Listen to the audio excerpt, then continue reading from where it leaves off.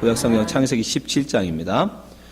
하나님이 또 아브라함에게 이르시되 그런즉 너는 내 언약을 지키고 내 후손도 대대로 지키라. 너희 중 남자는 다 할례를 받으라. 이것이 나와 너희와 너희 후손 사이에 지킬 내 언약이니라. 너희는 양피를 베어라. 이것이 나와 너희 사이의 언약의 표징이니라. 대대로 남자는 집에서 난 자 혹 너희 자손이 아니요 이방 사람에게서 돈으로 산 자를 물어나고 난 지 8일 만에 할례를 받을 것이라. 너희 집에서 난 자든지 너희 돈으로 산 자든지 할례를 받아야 하리니 이에 내 언약이 너희 살에 있어 영원한 언약이 되려니와 할례를 받지 아니한 남자 곧 그 양피를 베지 아니한 자는 백성 중에서 끊어지리니 그가 내 언약을 배반하였음이니라. 23절입니다. 이에 아브라함이 하나님이 자기에게 말씀하신 대로 이날에 그 아들 이스마엘과 집에서 생장한 모든 자와 돈으로 산 모든 자 곧 아브라함의 집 사람 중 모든 남자를 데려다가 그 양피를 베었으니 아브라함이 그 양피를 벤 때에 99세이었고 그 아들 이스마엘이 그 양피를 벤 때는 13세이었더라. 당일에 아브라함과 그 아들 이스마엘이 할례를 받았고 그 집의 모든 남자 곧 집에서 생산한 자와 돈으로 이방 사람에게서 사온 자가 다 그와 함께 할례를 받았더라. 아멘. 감사합니다. 창세기 강의 46번째 시간 할례의 의미에 대해서 말씀 나누도록 하겠습니다.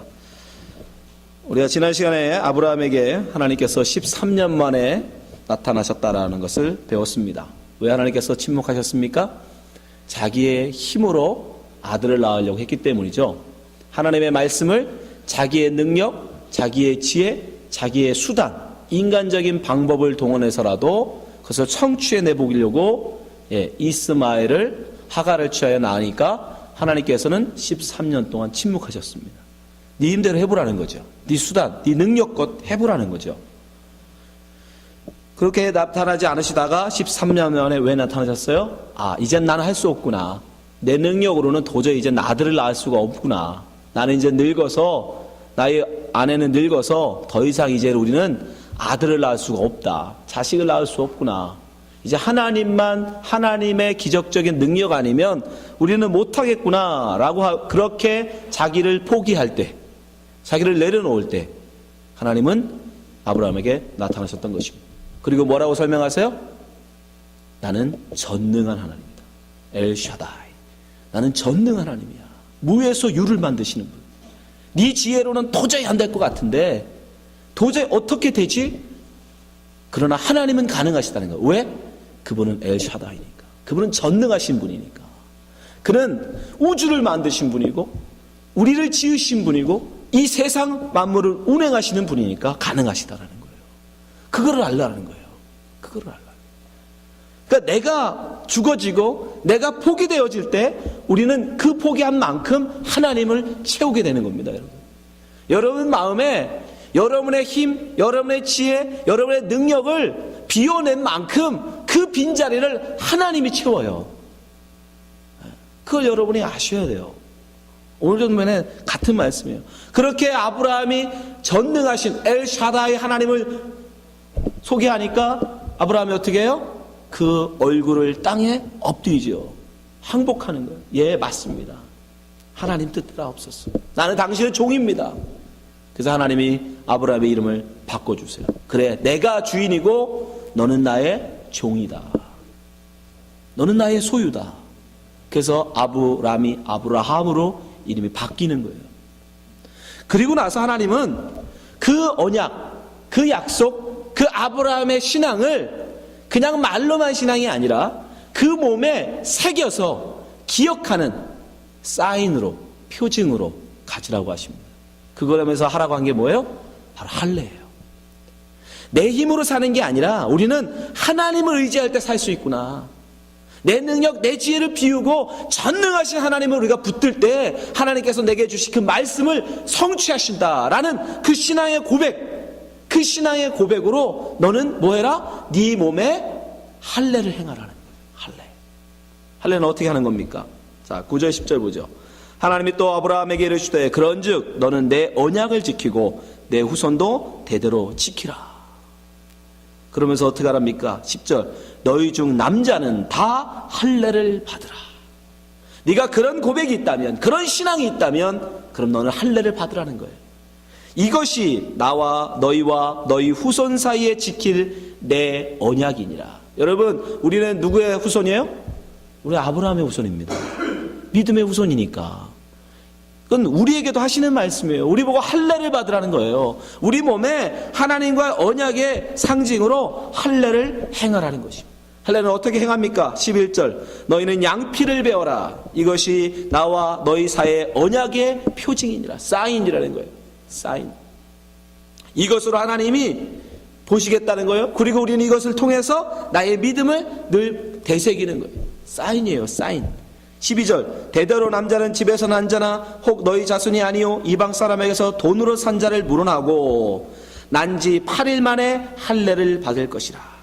너희 집에서 난 자든지 돈으로 산 자든지 할례를 받아야 하리니 이에 내 언약이 너희 살에 있어. 우리의 살에 있대요. 몸에 있대요. 영원한 언약이 되려니와. 어떻게 하라는 겁니까? 난지 8일 된 남자아이의 양피를 베라는 거예요. 양피라는 것은 뭡니까? 정확하게 얘기하면 남자아이의 생식기의 가죽을 자르라는 거예요. 양피를 벤다는 것은. 여러분, 왜 하필이면 생식기일까요?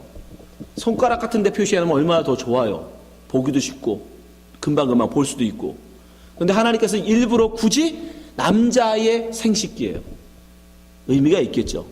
아브라함이 무슨 실수를 했죠?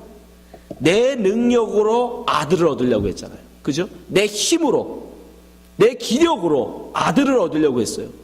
그때 하나님께서 지금 할례, 그걸 남자 생식기를 잘라서 하는 할례를 행하라는 이유는 뭐겠어요? 네 육체적으로 아들을 낳으려는 그 마음을 뭐하라? 잘라버리라는 뜻이에요. 내 힘, 내 지혜, 내 능력을 가지고 아들을 낳으려는 너의 그 욕망, 그 노력, 그것을 뭐해라? 자르라는 거예요. 다른 말로 하면 여러분, 생식기를 자른다는 건 지금이야 포경수술 같은 게 별거 아닌 것 같지만 그건 수술로 쳐지지도 않지만 여러분, 그 옛날에 그 어린아이에게 그 당시에는 칼을 하지 않고 돌을 쳐가지고 차돌 같은 돌을 깨트려가지고 그 날카로운 돌로 했다고 그래요. 할례식을. 그게 얼마나 힘들었겠습니까? 거의 목숨을 내놓는 거예요. 무슨 말입니까? 나를 죽이라는 거예요. 내 힘, 내 야망으로 하나님의 말씀, 하나님의 약속을 성취하려 하지 말라는 거예요. 너는 죽으라는 거예요. 근데 너가 죽으면 하나님이 하신다는 거예요. 그래서 생식기예요. 네 힘으로 자식 낳으려고 하지 말라는 거예요. 아들을 얻으려고 하지 말라는 거예요. 너가 죽으면, 너가 그렇게 베어버리고 잘라버리고 죽어버리면 하나님이 역사하신다는 거예요. 무에서 유를 만드신 하나님이, 고목나무 같은 아브라함에게서 하나님이 아들을 얻어내시잖아요. 그 상징이에요. 그 사인으로 양피를 베라고 하시는 거예요. 여러분, 바로 이 할례라는 것은 무슨 의미가 있는 거예요? 결국 자기 포기 선언인 거예요. 할례를 우리가 받는다라는 건 무슨 의미가 있냐면, 하나님, 나는 죽겠습니다. 내 노력을 잘라버리겠습니다. 내 수단은 잘라버리겠습니다. 하나님의 수단으로, 하나님의 방법으로, 하나님의 능력으로 이루어 주십시오 라는 자기 포기 선언인 거예요. 그것이 바로 우리의 할례된 것이에요. 이 신앙 고백, 이것이 하나님이 원하시는, 우리 하나님의 백성들에게 원하셨던 믿음이잖아요. 그렇죠? 이 믿음의 고백을 안 하는 사람은 뭐예요? 하나님의 백성이 될 수 없는 거예요. 그걸 하나님이 아브라함에게서 원하셨던 믿음인데, 그 믿음을 하지 않는 자는, 그러니까 하나님의 백성이라고 할 수가 없는 거예요. 그래서 할례를 행하지 않는 자는 하나님이 끊어버리시겠다는 거예요. 자, 14절 보세요. 할례를 받지 아니하는 남자, 곧 그 양피를 베지 아니한 자는 백성 중에서 끊어지리니 그가 내 언약을 배반하였음이니라. 내 능력, 내 힘으로 아들을 낳으려고 하는 사람은 오히려 하나님이 잘라버리고 죽여버리고, 오히려 내 수단을 잘라버리고 내가 죽어질 때 오히려 하나님은 그를 계속 번성케 하시겠다는 거예요. 그를 통해서 역사하시겠다는 거예요. 그래서 이것을 잘 기억하셔야 돼요. 내가 죽으면 하나님이 내가 내 양피를 베어버리면 하나님은 내 자손들을 번성케 하시지만, 그러나 내가 잘라버리지 않고 내 힘으로 아들을 낳으려고 하면 오히려 하나님은 내 대를 끊어버리세요. 이것이 고대로 신약으로 넘어가면 뭐가 되는 거예요? 침례가 되는 거예요. 여러분, 신약에 가서 예수님이 우리에게 하시는 말씀이 뭐예요? 우리의 정과 욕은 십자가에 못 박으라는 거예요. 죽으라는 거예요. 내 힘, 내 능력으로 살고자 하는 그 마음, 그걸 십자가에 못 박아 죽이라고 성경은 우리에게 말씀합니다. 갈라디아서 5장 24절 말씀 보세요. 그리스도 예수의 사람들은 육체와 함께 그 정과 욕심을 십자가에 못 박았느니라. 양피를 베라는 거죠. 내 힘으로 살려고 하는 그거, 네 마음, 네 욕심으로 살려고 하는 그 마음 죽이라는 거예요. 베라는 거예요. 그리고 어떻게 살라고 합니까? 갈라디아서 2장 20절. 내가 그리스도와 함께 십자가에 못 박혔나니 그런즉 이제는 내가 산 것이 아니요 오직 내 안에 그리스도께서 사신 것이다. 이제 내가 육체 가운데 사는 것은 나를 사랑하사 나를 위하여 자기 몸을 버리신 하나님의 아들을 믿는 믿음 안에서 사는 것이라. 믿음으로 살라는 거예요. 전능하신 하나님을 향한 믿음. 나는 이제 불구가 되어졌지만, 나는 이제 나을 수 없는 자가 되어졌지만, 그러나 하나님은 역사하시면 능히 가능하시다. 나는 비록 죽은 자같이 되었지만, 그러나 하나님이 역사하시면 능히 살리신다. 비록 나는 약한 자가 되었지만, 그러나 하나님은 약한 자를 들어 강한 자를 치신다. 그 전능하신 하나님을 믿으라는 거예요. 그 믿음으로 살라는 거예요. 그게 하나님의 백성이라는 거예요. 그게 아브라함의 후손이라는 거예요. 그가 바로 하나님의 백성인 겁니다. 예수님이 말씀하시죠. 이 말씀을 한마디로 예수님이 이렇게 말씀합니다. 누가복음 9장 24절. 누구든지 제 목숨을 구원코자 하면 잃을 것이요 누구든지 나를 위하여 제 목숨을 잃으면 구원하리라. 죽으라는 거예요. 죽어야 산다는 겁니다. 양피를 베어야 아들을 얻는 거예요. 25절. 사람이 만일 온 천을 얻고도 자기를 잃든지 빼앗기든지 하면 무엇이 유익하리요? 양피를 베지 아니하면 오히려 여러분 죽습니다. 오히려 그게 더 많은 자식을 낳을 것 같고 그게 이 땅에서 더 승리할 것 같지만 아니라는 거예요. 하나님은 끊어지게 된다. 오히려 죽는 자만 살게 된다라고 말씀하십니다. 그래서 그 의미로 신약에서는 우리가 받는 우리 몸에 이것을, 이 신앙을, 이 고백을 새겨서 우리가 몸에 무엇을 받아요? 침례를 받는 거예요. 침례를. 로마서 6장 4절 말씀 보세요. 그러므로 우리가 그의 죽으심과 함께 침례를 받음으로 그와 함께 장사되었으니 이는 아버지의 영광으로 말미암아 그리스도를 죽은 자 가운데 살리심과 같이 우리로 또한 새 생명 가운데서 행하게 하려 함이니라. 5절. 만일 우리가 그의 죽으심을 본받아 연합한 자 되었으면 또한 그의 부활을 본받아 연합한 자 되리라. 죽어야 하나님이 부활시켜 주신다는 거예요. 살리신다는 거예요. 그것이 바로 양피를 베는 것입니다. 그게 바로 할례의 의미예요. 그러니까 구약의 할례는 곧 신약의 침례로 이어진 겁니다. 그 속에 담긴 의미가 뭡니까? 나를 죽이라는 거예요. 내 인간적인 방법, 인간적인 수단, 그것으로 하지 말라는 거예요. 하나님을 의지하라는 거예요. 절대 안 될 것 같은데, 무모할 것 같은데, 그러나 하나님을 의지할 때 하나님께서 역사하신다는 것이죠. 이 할례의 신앙으로 세상을 살아가는 사람들이 많습니다. 예수님이 가장 대표적이죠. 여러분, 예수님은 십자가를 무엇으로? 약함으로 주셨다는 거예요. 여러분, 예수님은 능력이 있으신 분이고 하나님의 아들이심에도 불구하고 이 땅 가운데 어떻게 육신이 있는 세상 동안 그분은 이 땅 가운데 연약한 자로 이 땅을 살아가셨어요. 고린도후서 13장 4절 보세요. 그리스도께서 약하심으로 십자가에 못 박히셨으니. 예수님이 이 땅을 살아내신 방법이에요. 약함, 당해주심, 힘없이 맞아주심. 그런데 오히려 하나님은 그 약함 속에서 뭐가 나타나요? 능력으로 나타나요. 오직 하나님의 능력으로 살아나셨으니 우리도 저희 안에서 약하나 너희를 향하여 하나님의 능력으로 저와 함께 살리라. 예수 그리스도가 우리에게 보여주신 본입니다. 십자가, 그것은 약함의 상징이에요. 근데 그 약함이 오히려 하나님의 능력을 보여주는 수단이 되었던 겁니다. 약함이. 오히려 약하면 약할수록 여러분 통해 역사하시는 하나님의 능력은 크게 나타난다는 사실이에요. 그걸 잘 기억하셔야 돼요. 내가 약하면 약할수록, 내가 부족하면 부족할수록 오히려 그런 나를 통해서 역사하시는 하나님은 어떻게 하게 돼요? 더 크게 드러나게 돼요. 그것이 하나님의 놀라운 섭리입니다. 다윗을 보세요. 13살밖에 안 되는 어린아이예요. 막내입니다. 집안에서도 인정받지 못하는 아이예요. 아들을 불러오라고 했더니 걔는 안 불러. 왜? 걔는 아들 취급도 못 껴요. 형들한테 늘 따돌림만 받습니다. 누구 하나 인정해주는 사람 없어요. 정말 별 볼 일 없는 아이예요. 그러나 그에게는 뭐가 있어요? 비록 세상적 눈으로 보면 너무 약한 아이였지만 그에게는 하나님을 향한 그 이스라엘 전체 어떤 누구보다도 강한 하나님을 향한 믿음이 있는 사람이었어요. 그래서 수많은 사람들이 골리앗 앞에서 덜덜 떨고 있을 때 다윗보다 더 힘세고 다윗보다 더 권세 있고 다윗보다 더 큰 형들도 두려워하는 골리앗 앞에 다윗은 어떻게 나갑니까? 칼과 창으로 나가지 않아요. 세상이 무기라고 얘기하는, 세상이 힘이라고 얘기하는 칼과 창으로 나가지 않습니다. 갑옷조차도 입지 않아요.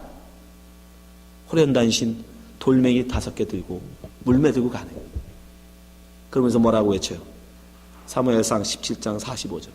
다윗이 블레셋 사람에게 이르러 너는 칼과 창과 단창으로 내게 오거니와. 세상의 힘이에요. 세상의 힘. 나는 만군의 여호와의 이름 곧 내가 모욕하는 이스라엘 군대의 하나님의 이름으로 내게 가노라. 정말 다윗이 골리앗보다 힘이 셌을까요? 천만의 말씀. 새끼손가락 하나도 감당할 수 있는 힘이 없어요. 세상적으로 보면 칼로는 도저히 골리앗을 이길 수 있는 상대가 아닙니다. 창으로는 이길 수 있는 상대가 아니에요. 세상의 힘으로는 도저히 다윗은 너무너무 어린아이 같았어요. 근데 그에게는 믿음이 있었어요. 나를 의지하지 아니고 내 힘을 의지하지 아니하고 하나님을 의지하는 믿음. 믿음으로 나아갔더니 어떻게 됩니까? 골리앗이 넘어지더라는 거예요. 쓰러지더라는 거예요. 골리앗에게만 다윗은 그런 게 아니에요. 다윗 앞에 수많은 적들 앞에도 항상 다윗은 이 고백을 합니다. 시편 3편 3절 보세요. 여호와여 주는 나의 방패시요 나의 영광이시요 나의 머리를 드시는 자신이다. 내가 나의 목소리를 여호와께 부르짖으니 그 성산에서 응답하시는도다. 내가 누워 자고 깨었으니 여호와께서 나를 붙드시미로다. 하나님께서 나를 붙들어 주시니 그 믿음이 다윗에게 있었어요. 그런 다윗에게 어떻게 나타나요? 6절 천만인이 나를 둘러치려 하여도 나는 두려워 아니하리이다. 저는 이게 너무 멋있어. 천만인이 나를 둘러치려 하여도, 수많은 적들이 골리앗이 아무리 나를 둘러치려 하려도 나는 두려워하지 않는다는 것이에요. 믿음으로 이 세상을 나가기 때문에. 여러분, 이것이 바로 할례의 신앙입니다. 나를 죽인 자, 내 힘을 의지하지 아니하고 하나님을 의지하는 자, 그는 천만인을 두려워하지 않아요. 골리앗을 두려워하지 않습니다. 세상에 찰과 창으로 칼로 나오는 자를 두려워하지 않아요. 돈 많은 자를 부러워하지 않아요. 왜? 나는 그 세상을 이길 믿음이 내게 있으니까. 고라의 자손들의 고백을 한번 보십시오. 시편 44편 4절입니다. 하나님이여 주는 나의 왕이시니 야곱에게 구원을 베푸소서. 우리가 주를 의지하여 우리의 대적을 누르고 우리를 치러 일어나는 자를 주의 이름으로 밟으리이다. 나는 내 활을 의지하지 아니할 것이라. 내 칼도 나를 구원치 못하리이다. 고백하지요. 내 힘, 내 능력으로 하지 않겠다는 거예요. 칼로 하지 않겠다는 겁니다. 활로 하지 않겠다는 거예요. 7절 오직 주께 우리 대적에게서 구원하시고 우리를 미워하는 자로 수치를 당케 하셨나이다. 8절 우리가 종일 하나님으로 자랑하였나이다. 우리가 하나님의 이름을 영영히 감사하리이다. 이 세상 사람들은 예수를 믿는다고 하면서도 이 세상에 그래도 당당하게 살려면 힘을 가져야 된다고 얘기해요. 이 세상이 힘이라고 얘기하는 게 뭡니까? 자본주의 사회니까 당연히 자본, 돈이에요. 권세입니다. 그것이 이 세상의 힘이에요. 요즘은 인기도 힘이죠. 심지어 여자의 아름다움도 요즘은 힘이 돼요. 그래서 수많은 사람들이 성형을 하고 아름다운 얼굴로 신분 상승을 하려고 하잖아요. 그죠?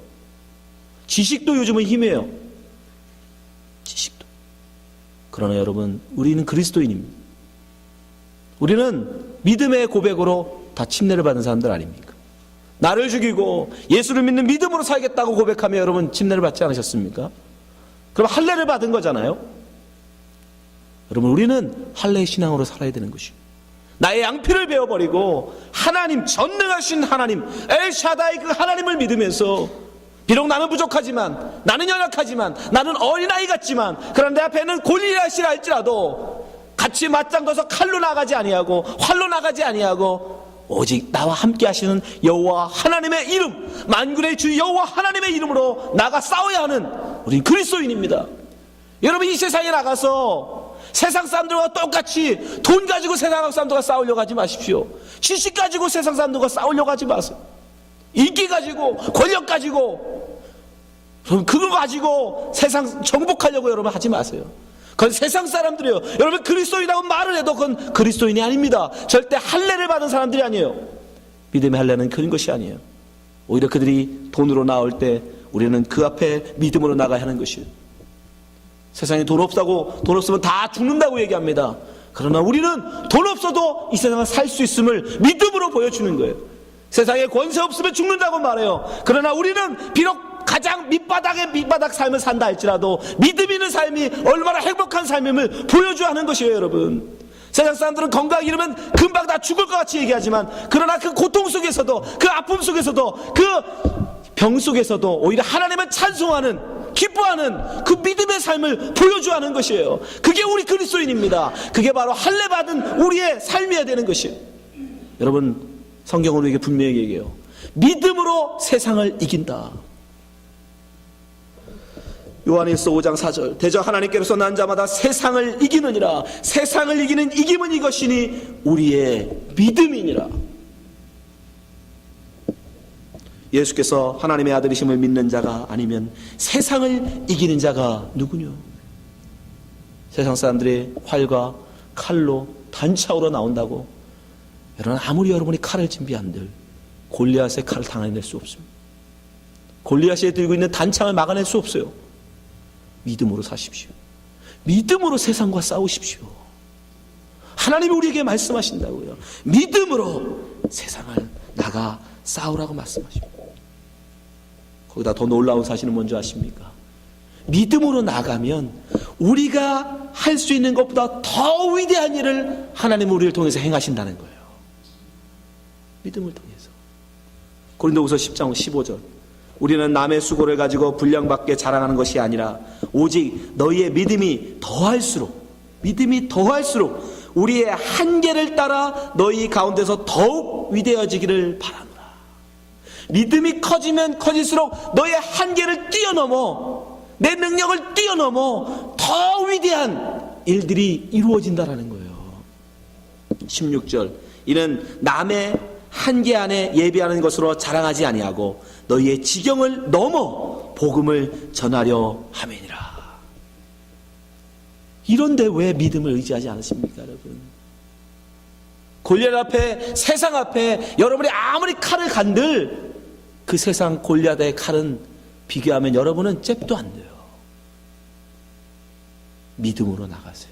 믿음으로 나가면 그보다 더, 여러분의 능력보다 훨씬 더 위대한 큰 일을 하나님이 이루어 나가신다는데, 여러분, 우리의 능력, 우리의 힘을 의지하지 마시고 오직 하나님을 붙드시기 바랍니다. 고린도후서 12장 9절 말씀, 바울은 이렇게 고백해요. 내게 이르시기를 내 은혜가 내게 족하도다. 이는 내 능력이 약한 데서 온전하여 짐이라 하신지라. 이러므로 도리어 크게 기뻐함으로 나의 여러 약한 것들에 대하여 자랑하리니 이는 그리스도의 능력으로 내게 머물게 하려 함이니라. 예, 이 진리를 깨달으시기 바랍니다. 이것이 할례에 담긴 의미예요. 내가 내 힘을 가지고 이 세상을 살려고 하면 하나님 우리를 돕지 아니하시고 내 능력과 사역에 놔두십니다. 그럼 어떻게 돼요? 내 능력밖에 못 살아요. 내 능력치밖에 못 삽니다. 내 한계밖에 못 살아요. 그러나 나를 버리고 나의 양피를 베어버리고 나를 죽여버리고 하나님을 믿으면 그 전능하신 하나님은 나를 통해서 오히려 내가 약할수록 오히려 나의 약함을 들어 강한 자들을 치신다고요. 강한 자들을 부끄럽게 하신다고요. 그 어린아이 같은 다윗을 들어 그 천하의 세상에 가장 힘 있는 골리앗을 무찌르듯이 가장 연약한 이스라엘 민족을 들어서 그 가나안 족속을 치시. 여러분, 연약한 열수, 오히려 여러분이 연약하면 연약할수록, 지혜가 부족할수록, 오히려 못날수록, 세상에서 오히려 핍박받을수록 오히려 하나님의 역사는 더 크게 여러분에게 역사한다는 사실, 그걸 믿으시기 바랍니다. 그 믿음만 있으면 우리는 세상을 이긴다고요. 여기 계신 여러분, 하나님은 이것을 아브라함에 가르쳐 주시기 위해서 양피를 베라고 말씀하세요. 양피를 볼 때마다 아브라함은 생각해죠. 내 힘으로 살면 안 돼. 하나님으로 살아야 된다. 여러분도 마찬가지입니다. 여러분 십자가를 바라볼 때마다 기억하시기 바랍니다. 나는 내 힘으로 사는 자가 아니라 내 안에 계신 그리스도를 믿는 믿음으로 사는 자다. 여러분 연약하세요? 세상 살 때 너무너무 자존심 상한 일이 있으십니까? 열등감 느낄 때 있으세요? 그럴 때 더 십자가 바라보면서 그래, 내가 이렇게 연약하면 연약할수록 오히려 하나님은 나를 들어 더 크게 역사하신다. 그 믿음을 가지시기 바랍니다. 그것이 바로 할례에 담겨있는 의미예요. 침례에 담겨있는 의미입니다. 그 믿음으로 여러분이 세상 가운데 정말 믿음으로 승리하신 성도 되시기를 주님의 이름으로 축원합니다.